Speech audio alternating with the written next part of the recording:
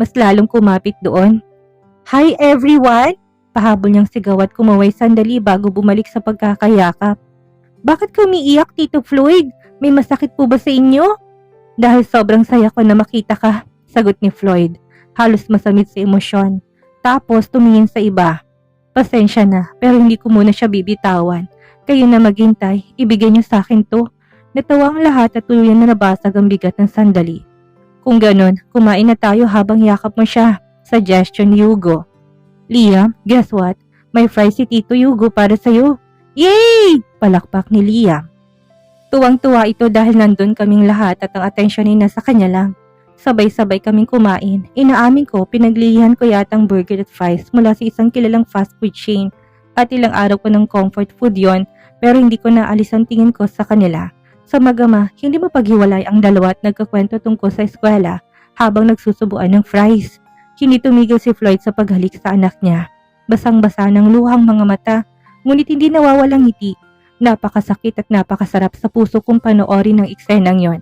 Alam kong kailangan na namin sabihin kay Liam ang totoo. Hindi ko lang alam kung handa na siya.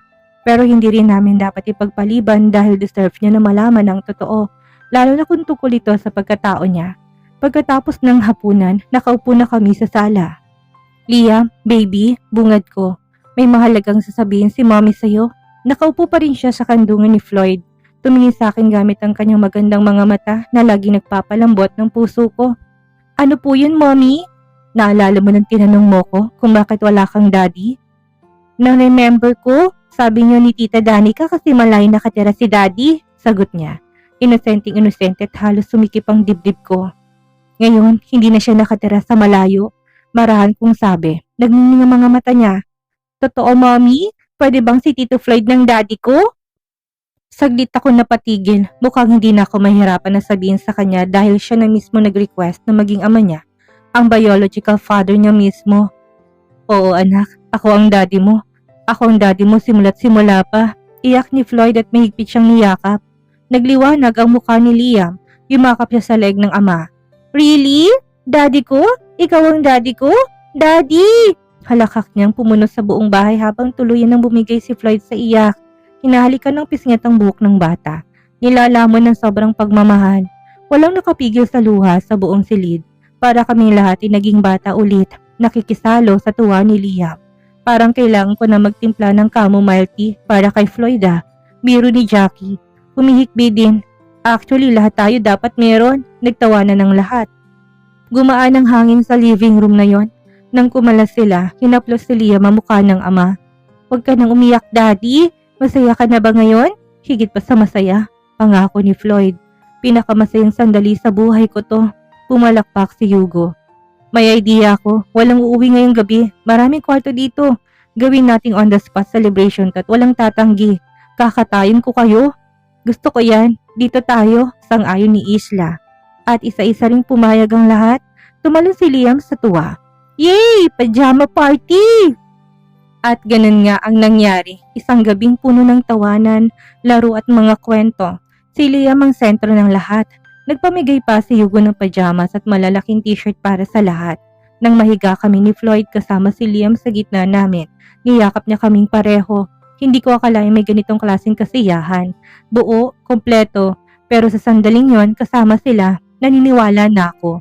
Kinabukasan matapos ang tanghalian namin ng sabay-sabay, umuwi kami. Halos hindi matapos ang paalamanan at biruan. Hindi mapaghihiwalay sina Floyd at Leah. Para bang natatakot silang masayang ang kahit ni isang segundo na magkasama sila. Nanatili si Danica sa apartment ni Richard para bigyan kami ng oras bilang isang pamilya. Dumaan na muna kami sa bahay ni Floyd. Sandali para kumuha siya ng ilang gamit doon at saka bumalik sa bahay ko. Ang bago naming simula bilang pamilya ay nagsisimula na. Pagka-uwi namin, dumiretso si Liam sa kwarto niya. Kinuha ang kahon ng building blocks at ikinalat ang mga to sa carpet ng sala. Umupo naman si Floyd sa tabi niya at maghapon silang nagtayo ng mga tore habang nanonood ng cartoons. Hinayaan ko ang dalawa sa gusto nilang gawin. Parang pinupunan ang bawat oras na nawala sa kanila nitong mga nakalipas sa taon. Pagkatapos ng hapunan, sobrang pagod na si Liam. Nakatulog siya sa mga bisig ng kanyang ama at iginiit ni Floyd na siya na mismo maghahatid sa bata sa kama. Nang bumalik siya sa sala, Niyakap niya ako mula sa sofa. Sa unang pagkakataon ay masasabi kong buo ng maliit naming pamilya. Nadatnan niya ako nanonood ng TV at nagsascroll sa cellphone ng mga pictures na pinadala ng mga kaibigan ko sa GC. Kuhang mga iyon, mula kagabi hindi ko pa rin maiwasang maluha sa laki ng iniba ng takbo ng buhay namin. Lahat ng iyon ay sinave ko dahil balak kong gumawa ng photo album. Mahal ko, kailangan nating mag-usap. Buntong hininga ni Floyd at tinabihan ako. Marami akong gustong itanong, pero meron din akong dapat ipagtapat. Hindi ko alam kung saan ako magsisimula. Simulan mo sa New York, sagot ko. Hinarap ko siya. Kahit naman pumanig ako sa kanya, hindi ko pa rin alam ang buong storya. Nag-alinlangan siya bago nagsalita. Noong Biyernes ng gabi sa unang araw namin doon, nagpunta kami sa bar at tumating si Via. That time nasasaktan ako at nawawalan ng pag-asa na babalik ka pa sa akin.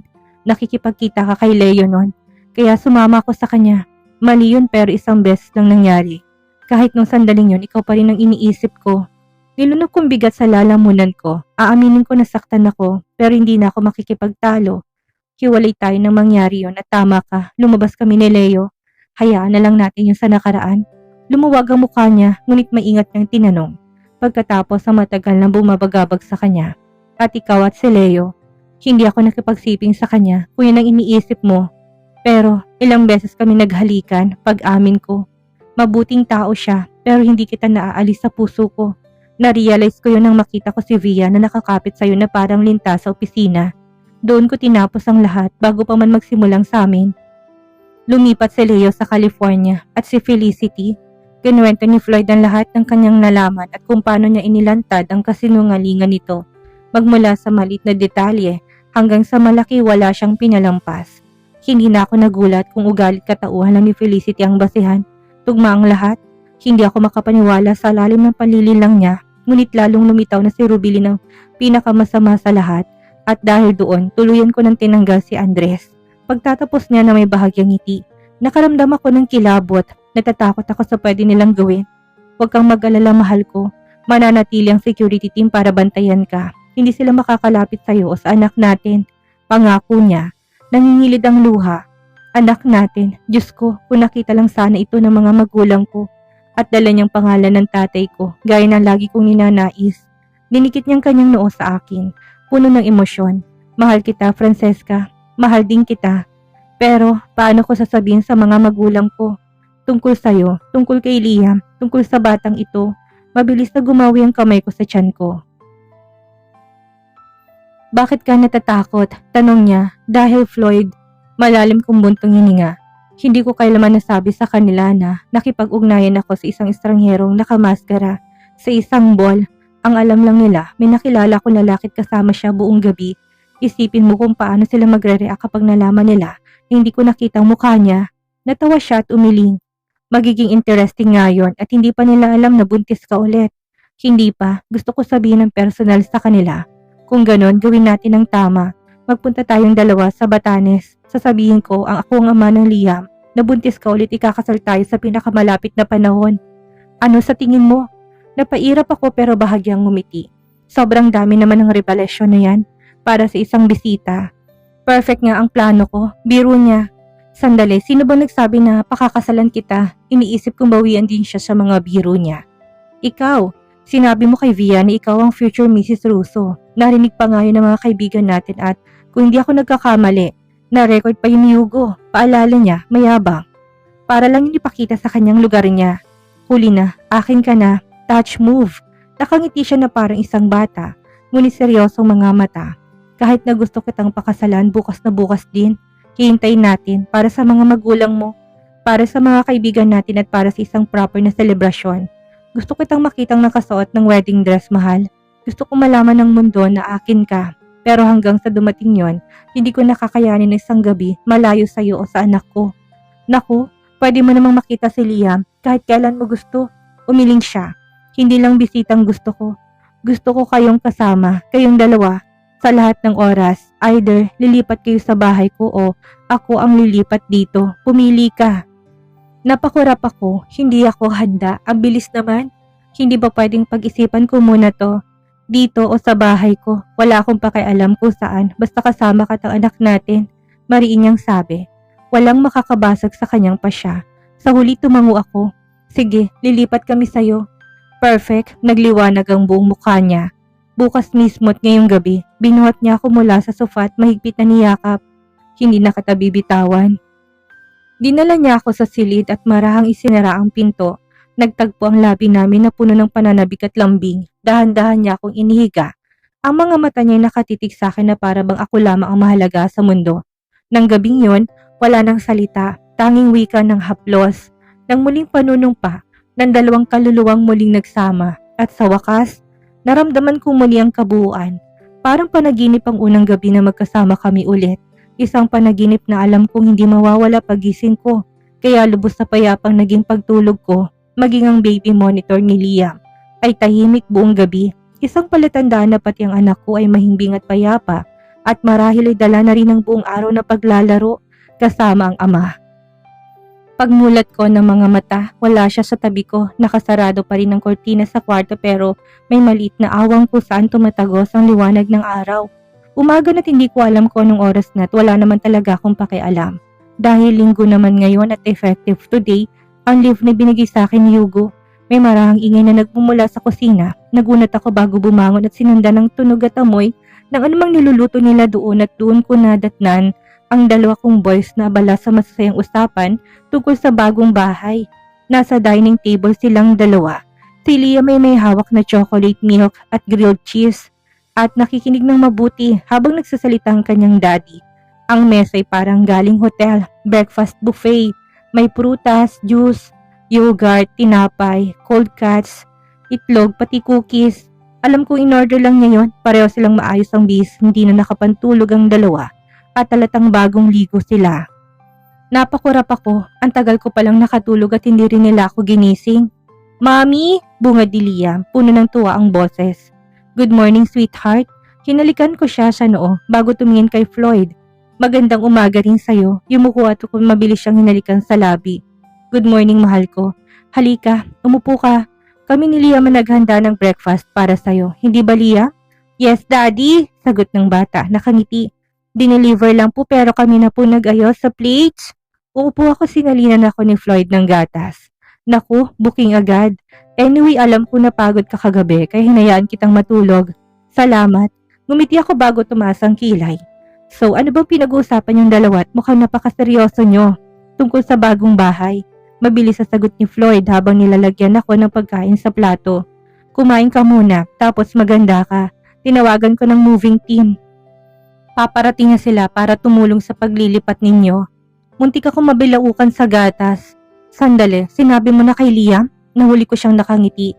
Parang batang nahuli sa pagkain ng cookies na hindi nagpapaalam. Huli pero hindi kulong. Nagkibit balikat siya. Sorry mahal, hindi na ako makapaghintay. Nauna na ako. Pumayag ka kagabi, hindi ba? Natawa ko sa itsura niya. May halong guilt at excitement sa mga mata niya. Lalo tuloy siyang gumwapo. Kung wala lang anak namin, baka naakit na naman akong lamutakin ang labi niya. Marahil nabasa niyang nilalaman ng isip ko, kaya iniwas niya mga mata sa pilang pagkakatiti ko sa kanya. Mahal, alam kong gwapo ko pero mamaya na. Kumindat pa siya. Feeling? Irap ko naman pero tawang-tawa. Pagkatapos ng agahan namin, si Floyd nang naglinis ng kusina habang ako naman ay naligo. Domesticated na domesticated ang husband ng peg niya ngayon at hindi na ako nagreklamo o nagsalita pa. Hindi nagtagal, tumunog ang doorbell. Pumasok si Danica, kunwari nakasimangot. So totoo nga, ninakaw mong kaibigan at ang inaanak ko, tinahayaan lang din nila na maagaw sila. Matagal mo na silang kasama, Danica. Ngayon, oras ko naman. Umirap si Floyd pero nakangisi. Hindi ko pa rin sigurado kung gusto talaga kita, Russo. At gaya pa rin ng dati kapag sinaktan mo sila, kukunin ko sila sa'yo. Biro ni Danica at nagtawanan kaming lahat. Nagkasundo na rin sina Floyd na manatiling may kwarto si Liam sa bahay nila para sa sleepovers. Ilang laruan at damit lang ang dadalhin sa kabila. Habang ang mga lalaki pumunta sa silid ni Liam, kami ng mga babae nagsama sa kwarto ko. Tutulungan nila ako mag-impake dahil ayaw nilang mapagod ako. Danica, dapat kinausap muna kita bago kami lumipat. Sorry, sabi ko may hatid na bigat ng konsensya. Huy, baliw ka na ba? Ngumiti siya. Hindi ako ang nanay mo. Siyempre gusto ni Floyd na makasama kayo ni Liam. Hindi ako kailan na magagalit sa ganyan. Mamimiss ko kayo, oo. Pero masaya ako para sa'yo. Karapat dapat kang maging masaya ka, tang inaanak ko. May maganda ka ng pamilya sa totoo lang. Sobra ako natutuwa para sa'yo.